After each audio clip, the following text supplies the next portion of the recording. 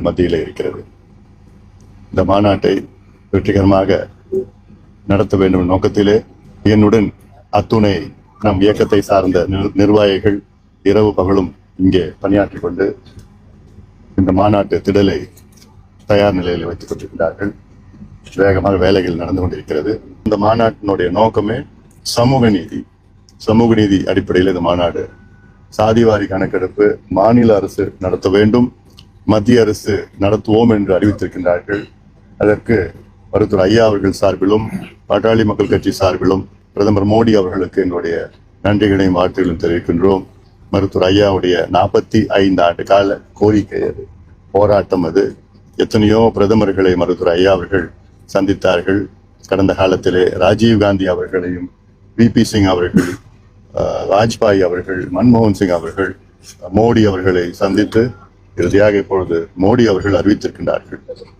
அது போதாது எங்களுக்கு தமிழக அரசு ஜாதிவாரி கணக்கெடுப்பு சர்வே, இந்திய புள்ளிய விவரம் சேகரிப்பு சட்டம், இந்தியன் ஸ்டாட்டிஸ்டிக்கல் ஆக்ட் 2008 படி சர்வே எடுக்கணும். சர்வே எடுத்தால்தான் தமிழ்நாட்டில் உள்ள பின்தங்கிய மக்கள் முன்னேற முடியும்.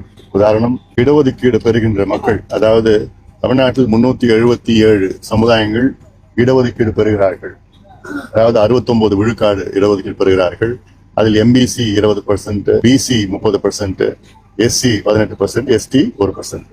எங்களுடைய நோக்கம் என்னன்னா, இந்த 69% இடஒதுக்கீடு பெறுகின்ற மக்கள் யாருக்கு கிடைக்கல, யார் அதிகமா தட்டி செல்கிறார்கள், யாருக்கு இன்னும் போதல, யாருக்கு சுத்தமா கிடைக்கல, இது தெரியணும்னா மாநில அரசு தான் கணக்கெடுப்பு நடத்தணும். மத்திய அரசு கணக்கெடுப்பு நடத்த முடியாது.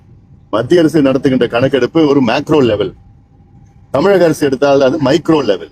அதாவது மத்திய அரசு ஜாதிவாரி கணக்கு நடத்தினா அது வெறும் 5 கேள்வியோ 6 கேள்விகள் தான் கேட்பாங்க. மாநில அரசு, தமிழக அரசு எடுத்தால் கிட்டத்தட்ட 70 கேள்விகள் 75 கேள்விகள் கேட்கணும். தெலுங்கானால 75 கேள்விகள் கேட்டிருக்காங்க. 56 முதல் கேள்விகள், 19 துணை கேள்விகள். அது கேட்டு அத்துணை புள்ளி விவரம் சேகரிச்சா அது மாநில அரசு தான் பண்ண முடியும். தமிழ்நாடு அரசுக்கு நிதி இருக்கு, சட்டம் இருக்குது, அதிகாரிகள் இருக்கிறாங்க, எல்லாமே இருக்கு.